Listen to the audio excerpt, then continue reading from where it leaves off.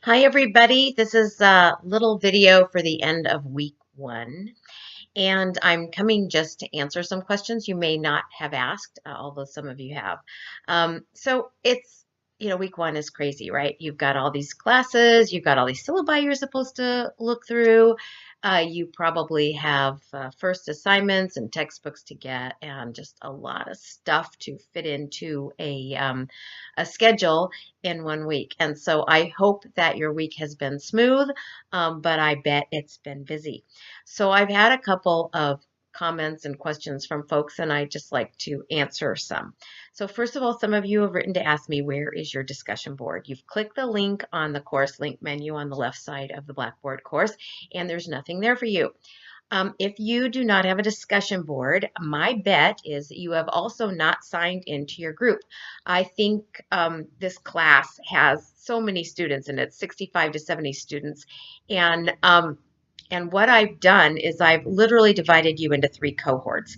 And there are several reasons for that, one of which is the ideal size for an online class is 25 souls, 25 to 30 at the most.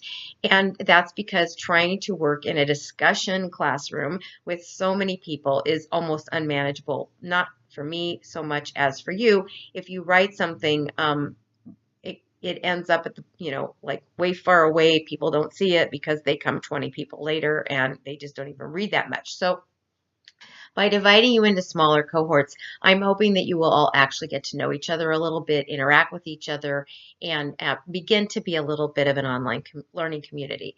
So the other reason I've divided you is because there are some activities this semester where you are free to work with a partner.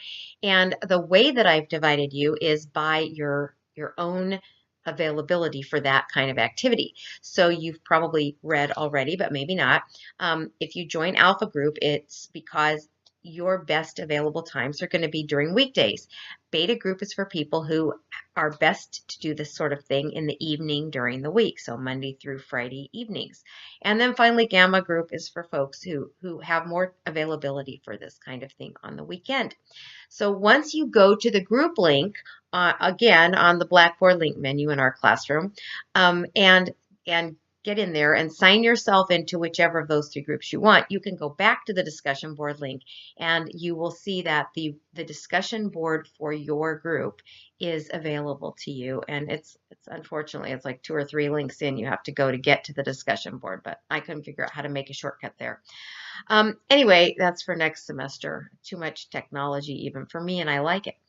So that's the first thing. If you don't have a discussion board, please sign yourself up for a group, and voila, you will. Okay, second question. How do I ask you questions? Is it better to put stuff in the hallway questions on the discussion board, or is it better to email you directly? Well, the answer to that depends on what kind of question you are asking me. If it's something personal that only you care about, it's you want to do maybe you're a Barrett Scholar and you want to do an honors thing for this class.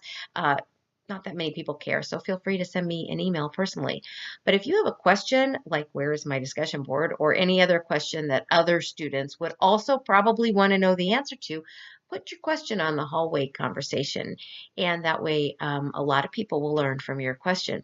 I also suggest that everybody go into the hallway conversation and just hit the subscribe button, because that way you won't actually have to go check in hallway conversations to see what people are asking and what I am answering.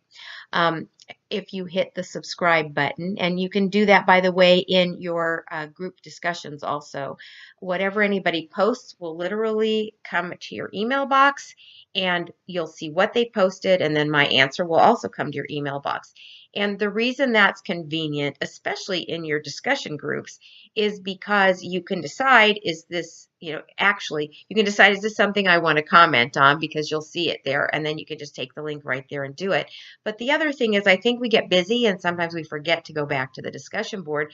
This way, the discussion board is telling you, stuff is going on here, come back and talk to us, and that will help you show up and do stuff. So the next comment I just want to make is a reminder that there is this subscribe button in all of your discussion boards, whether it's the hallway conversations or your cohort discussion, and I suggest that you go off and do that. Okay, so I've had some questions about the readings and where they are, and it should be marked right in the syllabus where your readings are. If it isn't marked, then it's in the course content folder on the link menu. Otherwise, it will tell you to go to ASU to read it. It will be an online thing that you can just read online through the ASU library. Occasionally, there's a link, and there is one book that you need to get. And for most of you, I think the best way to get it is going to be through Amazon, but you need to get that started because you're going to need it sooner rather than later. And of course, we know Amazon usually ships things by book rate, and that means they're coming a little bit more slowly than if they ship them by UPS or Amazon delivery. But anyway, that will of course depend on the vendor. The other way you can get the book, and there's a link in your syllabus, is go to the publisher and you can get it either in hard copy or a downloaded digital copy, but that costs about 3 times as much as getting a used copy on Amazon. So up to you. If you want a new copy, you can do that. 18 bucks. Okay, I think that's it for now.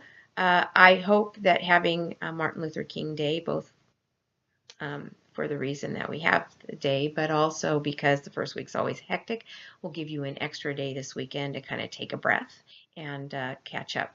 Oh, I know one more thing I want to tell you. Just this is about grading on the discussion boards. There will be 2 of us grading. Sometimes it will be me.